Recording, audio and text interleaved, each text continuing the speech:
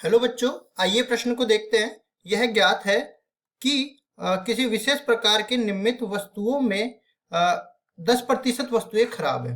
इसकी क्या प्रायिकता है कि इस प्रकार की 12 वस्तुओं की यादृच्छिक प्रतिदर्श में 9 खराब हो। प्रश्न को हल करने से पहले इसकी मुख्य अवधारणा की चर्चा कर लेते हैं।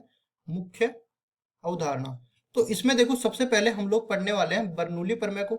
और क्योंकि बर्नौली प्रमेय में क्या होता है कि जब एन बार कोई घटना घटित होती है और उसमें से हमें आर सफलताएं चाहिए, तो इसके लिए हम लोग एक सूत्र को लिखते हैं पी एक्स बराबर में आर, जहां पे हम आर सफलताओं के लिए ये सूत्र लिख रहे हैं। एन बार घटना घटित हुई है, आर बार हमें सफलता चाहिए। सफलता की प्रायिकता को पी से निरूपित कर देता हूँ, छोटा वाला पी, इसकी घात हो जाएगी सफलता की संख्या। इसी तरह असफलता की प्रायिकता को क्यू से निरूपित कर देता हूँ, इसकी घात हो जाएगी एन माइनस आर, मतलब असफलता की संख्या। यहाँ पे देखो, एन माइनस आर असफलता की संख्या मैंने इसलिए बोली क्योंकि बर्नौली प्रमेय में दो प्रकार की घटनाएं घटित होती है, एक सफलता और दूसरी असफलता। मतलब कि सफलता की प्रायिकता और असफलता की प्रायिकताओं का अगर मैं योग करूं तो वो इकाई के बराबर होना चाहिए।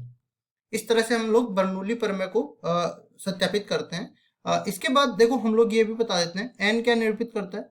कुल बार, जितनी बार घटनाएं घटित हुई है उनकी संख्या, तो लिख देते हैं कुल घटनाएं। और आर क्या निरूपित करता है, यहाँ पे आर सफलता की संख्या को निरूपित करता है। कितनी सफलताएं मेरे को चाहिए, सफलता की संख्या। इसके बाद चलते हैं पी पे, तो पी व्यक्त करता है सफलता की प्रायिकता को, सफलता की प्रायिकता। अब देखो, अपना आता है क्यों। क्यों व्यक्त करता है असफलता की प्रायिकता, असफलता की प्रायिकता। तो देखिए, यहाँ पे हम लोग चलते हैं सवाल में, और सवाल में ये सारी चीजें निकाल के प्रायिकता का मान भी निकाल देते हैं। सबसे पहले खराब वस्तुएं होना, इसको हम लोग सफलता मान लेते हैं। तो पी क्या हो जाएगा, खराब होने की प्रायिकता। खराब वस्तुएं, खराब वस्तुएं होने की प्रायिकता, होने की प्रायिकता ये किसके बराबर दे रखी है कि 10% खराब वस्तुएं बोल रहा है, इसका मतलब 10/100 ये हो जाएगा, 1/10 ये इसकी प्रायिकता आ जाएगी। इसी तरह असफलता की प्रायिकता में चलता हूं, तो खराब वस्तुएं नहीं होना।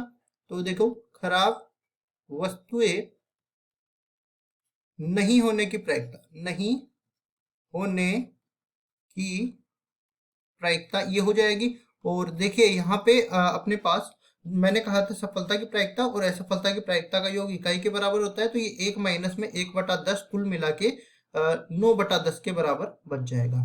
इसके बाद हम लोग को वो मान निकालना है एन और आर का। तो यहाँ पे देखिए कितनी बार घटनाएं घटित हो रही है, मतलब 12 सैंपल वो ले रहा है 12 वस्तुओं के, तो एन बराबर 12 आ जाएगा और उसमें से 9 वस्तुएं खराब है। इसका मतलब आर सफलताएं कितनी चाहिए, 9 चाहिए। तो अब देखो, सारे मान हमको मिल गए, सूत्र में मान रखते हैं, तो पी एक्स बराबर में 9 ये आ जाएगा, और बराबर में एन का मान 12 हो गया, आर का मान 9 हो गया, पी का मान 1/10 हो गया, इसकी घात आर मतलब 9 हो गया। फिर क्यू का मान 9/10 हो गया, और इसकी घात कितनी हो गई, 12 माइनस 9, 3 के बराबर। ठीक है। अब देखो, इसका मान निकालने के लिए एनसीआर का सूत्र हमें ज्ञात होना चाहिए। एनसीआर मतलब एन वस्तुओं में से आर वस्तुओं के चयन का प्रकार। तो यहाँ पे हो जाएगा एन फैक्टोरियल बटा में आर फैक्टोरियल गुणा में एन माइनस आर फैक्टोरियल।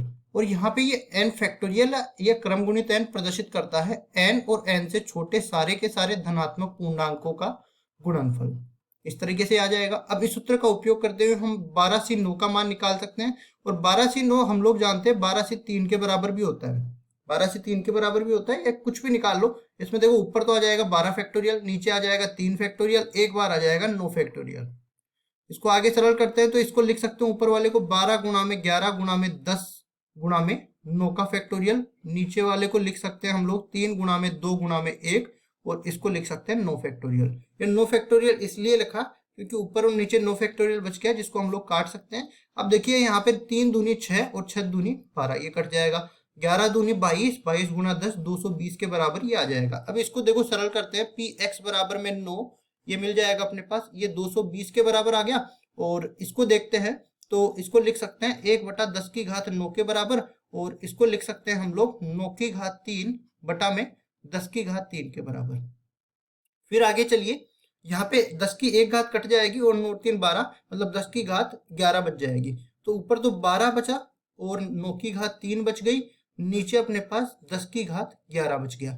इसको आगे और सरल कर सकते हैं क्या? तो इसके लिए देख, तो हम लोग क्या करते हैं, 9 की घात 3 का मान 729 होता है। तो 729 को हम किससे, 22 से गुणा करके इसको आगे भी सरल कर सकते हैं। तो 729 को जब हम लोग 22 से गुणा करते हैं तो ये अपने पास मिल जाता है 16,038।